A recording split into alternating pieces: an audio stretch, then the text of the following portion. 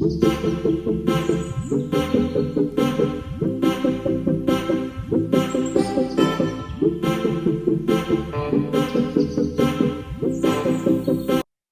Hello, ನಮಸ್ಕಾರ. Welcome back to my YouTube channel.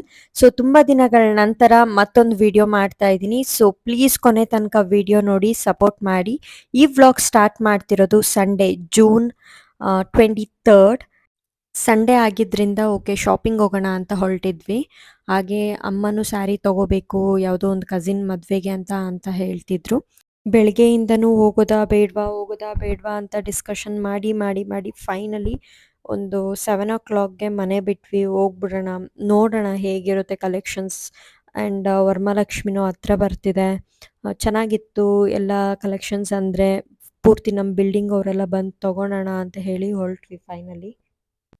Dress circle shopping mall ಅಂತ ಹೇಳಿ ತುಂಬ ಕಡೆ ಪ್ರಮೋಷನ್ ಮಾಡ್ತಿರ್ತಾರೆ ಇನ್ಸ್ಟಾಗ್ರಾಮಲ್ಲೆಲ್ಲ. ಸೊ ಅಲ್ಲಿಗೆ ಹೋಗ್ತಾ ಇದ್ವಿ. ನಾವಲ್ಲಿ ಯಾವತ್ತೂ ಹೋಗಿರಲಿಲ್ಲ. ಸೊ ಅಲ್ಲಿನ ಕಲೆಕ್ಷನ್ಸ್ ಏನೇನಿದೆ ಅಂತ ನೋಡೋಣ ಅಂತ ಹೊರಟಿದ್ವಿ. ಇದು ಬನ್ನರ್ಘಟ್ಟದಲ್ಲಿದೆ ಅಂತ ಹೇಳಿ ನಾವು ನಮಗೆ ಬನ್ನರ್ಘಟ್ಟ ತುಂಬ ಹತ್ರ ಆಗುತ್ತೆ ಶಾರ್ಟ್ಕಟ್ಟಲ್ಲಿ. ಸೊ ಬನ್ನರ್ಘಟ್ಟಗೆ ಹೋದ್ವಿ. ಬಟ್ ಅದು ಬನ್ನರ್ಘಟ್ಟ ಅಲ್ಲ, Bannerghatta main road Harakere. So ಬನ್ನರ್ಘಟ್ಟಗೂ ಹರಕೆರೆಗೂ ತುಂಬ ದೂರ ಇದೆ. ಹೆವಿ ಟ್ರಾಫಿಕ್ ಬೇರೆ ಇತ್ತು. ನಾವು ಯಾಕಾದರೂ ಬಂದ್ವೋ ಅಂತ ಅನ್ನಿಸ್ತಿತ್ತು. ಲೈಕ್ ಅದು ಟೈಮಿಂಗ್ಸ್ ಬಂದು 10 o'clockಗೆಲ್ಲ ಕ್ಲೋಸ್ ಆಗುತ್ತೆ, 10 PM ನಾವು ಅಷ್ಟೊತ್ತಿಗೆ ರೀಚ್ ಆದ್ರೂ ಓಕೆ ನಮಗೆ ಟೈಮ್ ಸಿಗುತ್ತಾ ಫುಲ್ ಕಲೆಕ್ಷನ್ಸ್ ಎಲ್ಲ ನೋಡಿ ಎಕ್ಸ್ಪ್ಲೋರ್ ಮಾಡೋದಕ್ಕೆ, ಸೆಲೆಕ್ಟ್ ಮಾಡೋದಕ್ಕೆ. ನಿಮಗೆ ಗೊತ್ತಿರುತ್ತೆ ಶಾಪಿಂಗ್ ಅಂದಮೇಲೆ ನಾವು ಸುಮ್ಮನೆ ಹೋಗಿ ಒಂದೇನೋ ತೊಗೊಂಡು ಬಂದ್ಬಿಡಲ್ಲ. ತುಂಬ ಕಲೆಕ್ಷನ್ಸ್ನ ನಾವು ಸರ್ಚ್ ಮಾಡ್ತೀವಿ. ಇದೆಯಾ, ಹೇಗೆ ನಮಗೆ ಸೂಟ್ ಆಗೋವಂಥದ್ದು ಪ್ರತಿಯೊಂದು ನೋಡ್ತಾ ಇರ್ತೀವಿ. ಸೊ ಅದಕ್ಕೆಲ್ಲ ನಮಗೆ ಟೈಮ್ ಸಿಗುತ್ತಾ, ತೊಗೋಬೋದಾ ಅನ್ನೋದೇ ಕನ್ಫ್ಯೂಷನಲ್ಲಿದ್ವಿ ನಾವು. ಫೈನಲಿ ನಮ್ಗಲ್ಲಿ ಕಾಣಿಸ್ತಿತ್ತು ಡ್ರೆಸ್ ಸರ್ಕಲ್ ಅಂತ. ಬಟ್ ಅಲ್ಲೇನೇ ಸಿಗ್ನಲ್ ಇದೆ, ಫುಲ್ ಟ್ರಾಫಿಕ್ ಇತ್ತು. ಅಯ್ಯೋ! ಏನಪ್ಪ ಮಾಡೋದು? ನನಗಂತೂ ಅಲ್ಲಿಂದನೇ ಇಳ್ಕೊಂಡು ಹೋಗ್ಬಿಡೋಣ, ಅವ್ರು ಕ್ಲೋಸ್ ಮಾಡಿಬಿಟ್ರೆ ಹೇಗೆ ಅಂತ ಅನ್ನಿಸ್ತಿತ್ತು. ಫೈನಲಿ ನಾವು ರೀಚ್ ಆದ್ವಿ. ನನ್ನ ತಮ್ಮನೇ ಬಂದಿದ್ದ ನಮ್ಮನ್ನ. ಅವನೇ ಕಾರ್ ಡ್ರೈವ್ ಮಾಡ್ಕೊಂಡು ಕರ್ಕೊಂಡು ಹೋಗಿದ್ದ. ಅವನು ಎಲ್ಲೋ ಟ್ರಿಪ್ ಹೋಗಿದ್ದ. ಸೊ ಅವನಿಗೋಸ್ಕರನೂ ವೆಯ್ಟ್ ಮಾಡ್ತಿದ್ವಿ ನಾವು. ಯಾರಾದರೂ ಇರಬೇಕಲ್ವಾ, ಲೈಕ್ ನಾವು ಫಸ್ಟ್ ಟೈಮ್ ಅಲ್ಲಿ ಹೋಗ್ತಿರೋದು, ನಮಗೂ ಗೊತ್ತಿರಲಿಲ್ಲ. ಸೊ ಓಕೆ ಅವನೇ ಬರಲಿ, ಅವನ ಜೊತೆಗೆ ಹೋಗ್ಬಿಡೋಣ. ಹಾಗೆ ನನ್ನ ಫ್ರೆಂಡು ಬಂದಿದ್ಲು ಜೊತೆಗೆ. ಅವಳಿಗೂ ವೀಕ್ ಆಫ್ ಇತ್ತು. ಸೊ ನಾವು ತುಂಬ ದಿನ ಆಗಿತ್ತು ಈ ಥರ ಎಲ್ಲ ಹೊರಗಡೆ ಹೋಗಿ, ನಾನು ನನ್ನ ಫ್ರೆಂಡೆಲ್ಲ. ಸೊ ಅವಳೇನು ತೊಗೋಬೇಕು ಅಂತ ಏನು ಐಡಿಯಾಸ್ ಇರಲಿಲ್ಲ. ಬಟ್ ನಾನು ಅಮ್ಮ ಏನಾದ್ರು ತೊಗೊಳೋಣ ಅಂತಲೇ ಬಂದಿದ್ವಿ. ಎಂಟ್ರೆನ್ಸಲ್ಲೇ ಈ ಥರ ಏನು ಆರ್ಗ್ಯಾನ್ಸಾ ಮೆಟೀರಿಯಲಲ್ಲಿ ಮಿಡಿ ನೋಡಿದ್ವಿ. ನಮಗೆ ತುಂಬ ಇಷ್ಟ ಆಯಿತು. ನನಗೆ ಬ್ಲೂ ಇಷ್ಟ ಆಯಿತು, ಅವಳಿಗೆ ಆ ಥರ ಫ್ಲೋರಲ್ ಇಷ್ಟ ಆಯಿತು. ಸೊ ಅದಕ್ಕೆ ಮ್ಯಾಚಿಂಗ್ ಕ್ರಾಪ್ ಟಾಪ್ ಸಹ ಇತ್ತು. ಆ ಡಾಲ್ಗೆ ಹಾಕಿದ್ರು. ತುಂಬ ಚೆನ್ನಾಗಿ ಅನ್ನಿಸ್ತಿತ್ತು. ಬಟ್ ನಾವು ಆ ಸೆಕ್ಷನ್ ನೋಡೋದಕ್ಕೆ ಆಗಲಿಲ್ಲ. ಅಷ್ಟು ಕುರ್ತಾ ಸೆಲೆಕ್ಷನ್ಸ್ ಎಲ್ಲ ತುಂಬ ಇತ್ತು ಅಲ್ಲಿ. ಬಟ್ ನಾವು ಡೈರೆಕ್ಟಾಗಿ ಸ್ಯಾರಿಗೆ ಹೋದ್ವಿ, ಬಿಕಾಸ್ ಟೈಮ್ ಇರಲಿಲ್ಲ ಅಲ್ವಾ. ಸ್ಯಾರಿ ನೋಡಿದ್ವಿ. ನನಗೆ ಯಾವ ಸ್ಯಾರಿ ನೋಡಿದ್ರೂ ಪರ್ಪಲ್ ಮೇಲೆ ಜಾಸ್ತಿ ಅಟ್ರ್ಯಾಕ್ಟ್ ಆಗ್ತಿತ್ತು. ಅದು ಏನಕ್ಕೋ ಗೊತ್ತಿಲ್ಲ. ಬಟ್ ನನ್ನ ಫ್ರೆಂಡ್ಗೆ ಲೈಟ್ ಕಲರ್ಸ್, ಈ ಥರ ಪಿಂಕ್ ಆ ಥರ ಎಲ್ಲ ನೋಡ್ತಿದ್ಲು. ಅವಳು ಈ ಸ್ಯಾರಿ ತೊಗೊಂಡ್ಳು ಪಿಂಕ್ ಕಲರ್ದು. ಸೊ ನನಗೆ ಮಾತ್ರ ಡಾರ್ಕ್ ಕಲರ್ಸೇ ತುಂಬ ಅಟ್ರ್ಯಾಕ್ಟ್ ಆಗ್ತಿತ್ತು. ಆ್ಯಂಡ್ ನಮ್ಮಮ್ಮ ಹತ್ರನೂ ಜಾಸ್ತಿ ಪರ್ಪಲ್ ಕಲೆಕ್ಷನ್ಸ್ ಯಾವುದೂ ಇರಲಿಲ್ಲ. ಸೊ ಪರ್ಪಲ್ ತೊಗೊಳೋಣ ಅಂತಲೇ ಫಿಕ್ಸ್ ಆಗಿದ್ದೆ ನಾನಂತೂ. ಬಟ್ ನನ್ನ ಅಮ್ಮ ಇದ್ಕೊಂಡು ಇಲ್ಲ, ಡಿಫ್ರೆಂಟಾಗಿ ನೋಡೋಣ. ಅವ್ರಿಗೆ ಈ ಥರ ದೊಡ್ಡ ದೊಡ್ಡ ಬಾರ್ಡರ್ಸ್ದು ಎಲ್ಲ ಇಷ್ಟ ಆಗ್ತಿತ್ತು. ಪ್ರೈಸ್ ವೈಸಲ್ಲೆಲ್ಲ ಓಕೆ ಫೈನ್. ಅಲ್ಲೇನೋ KG ಲೆಕ್ಕ ಅದು ಇದು ಅಂತ ಎಲ್ಲ ಪ್ರಮೋಷನ್ ಮಾಡ್ತಿದ್ರು. ಬಟ್ ನಮ್ಗಲ್ಲೇನೂ ಅಷ್ಟು ಕಾಣಿಸ್ಲಿಲ್ಲ. ಓಕೆ ಇತ್ತು. ಮೇ ಬಿ ಯಾವುದು ಫೆಸ್ಟಿವಲ್ಸ್ ಏನೂ ಇರಲಿಲ್ವಲ್ಲ. ಸೊ ಸ್ವಲ್ಪ ಕಲೆಕ್ಷನ್ಸ್ ಕಡಿಮೆ ಅನಿಸುತ್ತೆ. ಅವ್ರಿಗೆ ಕೇಳಿದೆ ನಾನು, ಯಾವಾಗ ಇಲ್ಲಿ ಕಲೆಕ್ಷನ್ಸ್ ಎಲ್ಲ ಜಾಸ್ತಿ ಬರುತ್ತೆ ಅಂತ. ಅವ್ರು ಇದ್ಕೊಂಡು ಹೇಳಿದ್ರು, ಲೈಕ್ ಫ್ರೈಡೇಸ್ ಎಲ್ಲ ಜಾಸ್ತಿ ಬರ್ತಾ ಇರುತ್ತೆ ನ್ಯೂ ಸ್ಟಾಕ್ಸ್ ಅಂತ. ಸೊ ಈ ಸ್ಯಾರಿ ನನಗೆ ತುಂಬ ಇಷ್ಟ ಆಯಿತು. ನಾನೇ ಹೋಗಿ ಪಿಕ್ ಬಂದೆ. ಆ್ಯಂಡ್ ನನ್ನ ಫ್ರೆಂಡ್ಗೂ ಇಷ್ಟ ಆಯಿತು, ಅದು ಕಾಂಬಿನೇಷನ್ ಎಲ್ಲ ಚೆನ್ನಾಗಿದೆ ಅಂತ. ಸೊ ಈ 3 ಸ್ಯಾರೀಸ್ ನಾವು ಸೆಲೆಕ್ಟ್ ಮಾಡಿಟ್ಟಿದ್ವಿ ಯಾವುದಾದ್ರು ತೊಗೊಳೋಣ ಅಂತ. ಬಟ್ ಆ ಬ್ಲೂ ಆ್ಯಂಡ್ ಪಿಂಕ್ ಇತ್ತಲ್ವ, ಅದು ತುಂಬ ಜಾಸ್ತಿ ಪ್ರೈಸ್ ಅನಿಸ್ತು ನಮಗಂತೂ. ಓಕೆ ಇವಾಗ ಬೇಡ, ಅದು ಲೈಕ್ 6,000-7,000 ಅಂತ ಏನೋ ಹೇಳಿದ್ರು. ಆ್ಯಂಡ್ ಇದು ಬಂದ್ಬಿಟ್ಟು 2,000 2,500 ಸಮಥಿಂಗ್. ಏನು purple and green colour sari. But ನನಗೆ ಇದು ತುಂಬಾ ಇಷ್ಟ ಆಗಿತ್ತು. ಇದು ಅಷ್ಟು ಕ್ಯಾಮ್ರಾದಲ್ಲಿ ಅಷ್ಟು ಜಸ್ಟಿಸ್ ಮಾಡ್ತಿಲ್ಲ. ಬಟ್ ರಿಯಲ್ ಆಗಿ ನೋಡೋದಕ್ಕೆ ಮಾತ್ರ ತುಂಬ ಚೆನ್ನಾಗಿತ್ತು ಸ್ಯಾರಿ. ಬಟ್ ಅಷ್ಟು ಕೊಟ್ಟು ತೊಗೊಳೋ ಅಂಥ ಯಾವುದು ಫಂಕ್ಷನ್ ಅಂತ ಅನ್ನಿಸ್ಲಿಲ್ಲ ನನಗೆ. ಓಕೆ, ಫೈನಲಿ ನಮಗೆ ಬ್ಲೂ ಕಲರೇ ಪರ್ಪಲ್ ಕಲರೇ ತೊಗೊಳೋಣ ಅಂತ ಹೇಳಿ ಡಿಸೈಡ್ ಆದ್ವಿ. ಬಟ್ ಅಮ್ಮಂಗೆ ಮಾತ್ರ ಅಷ್ಟೊಂದು ಅದ್ರ ಮೇಲೆ ಇಷ್ಟ ಆಗಿರಲಿಲ್ಲ ಪರ್ಪಲ್ ಮೇಲೆ. ಅದಕ್ಕೆ ನಾವು ಒಂದ್ಸತಿ ಅವ್ರ ಮೇಲೆ ಸ್ಯಾರಿ ಡ್ರಾಪ್ ಮಾಡಿಸಿ ತೋರಿಸೋಣ ಅಂತೇಳಿ ಅವ್ರ ಶಾಪ್ ಅವರೇ ಡ್ರಾಪ್ ಮಾಡಿದರು.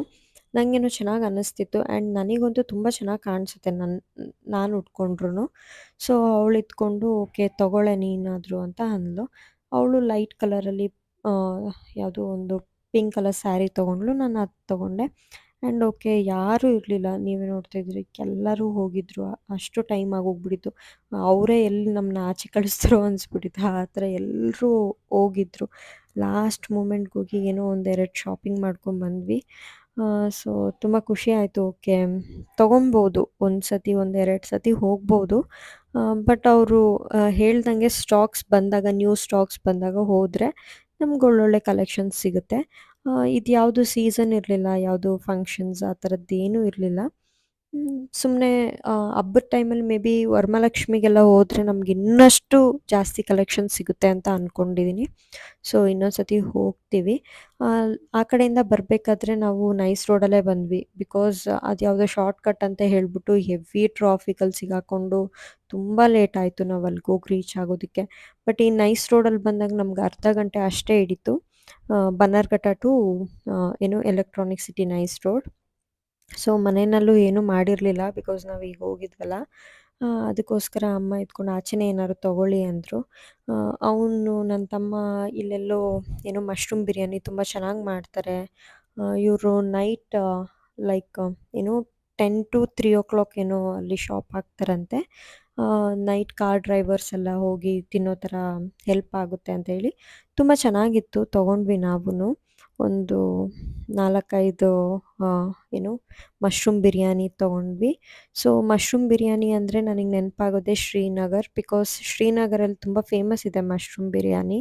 ನಾನು ಅಲ್ಲಿಗೆ ಹೋದಾಗೆಲ್ಲ ರೆಗ್ಯುಲರಾಗಿ ತಿಂತಾಯಿರ್ತೀನಿ mushroom biryani and mushroom kebab. ನನಗಲ್ಲಿ ತುಂಬ ಫೇವ್ರೆಟ್ ಅದು.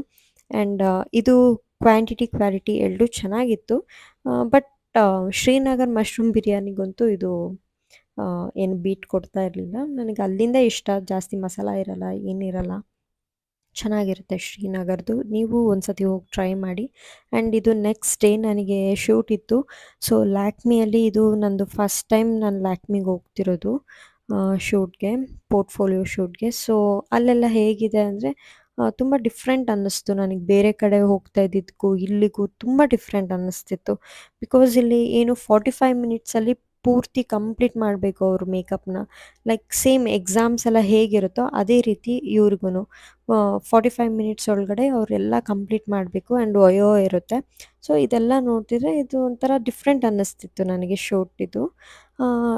ಫೈನಲಿ ಅವ್ರದ್ದೆಲ್ಲ ವೈವೋ ಎಲ್ಲ ಮುಗಿಸಿ ಮೇಕಪ್ ಎಲ್ಲ ಕಂಪ್ಲೀಟ್ ಆದಮೇಲೆ ಅವ್ರದ್ದು ಎಕ್ಸಾಮ್ಸ್ ಎಲ್ಲ ಆದಮೇಲೆ ಓಕೆ ಏನಾದರೂ ಕರೆಕ್ಷನ್ಸ್ ಇತ್ತು ಅಂದರೆ ಅವ್ರ ಮೆಂಟರೇ ಟಚ್ ಅಪ್ ಮಾಡ್ತಾರೆ ಲಾಸ್ಟಿಗೆ. ಬಿಕಾಸ್ ಫೋಟೋಸ್ ಎಲ್ಲ ತೆಗಿಯೋದಿರುತ್ತಲ್ವ, ಫೋಟೋಸಿಗೆ ಚೆನ್ನಾಗಿ ಬರಬೇಕಲ್ವ, ಅದಕ್ಕೋಸ್ಕರ ಅವ್ರ ಮೆಂಟರೇ ಎಲ್ಲ ಫೈನಲ್ ಟಚ್ ಅಪ್ ಕೊಡ್ತಾರೆ.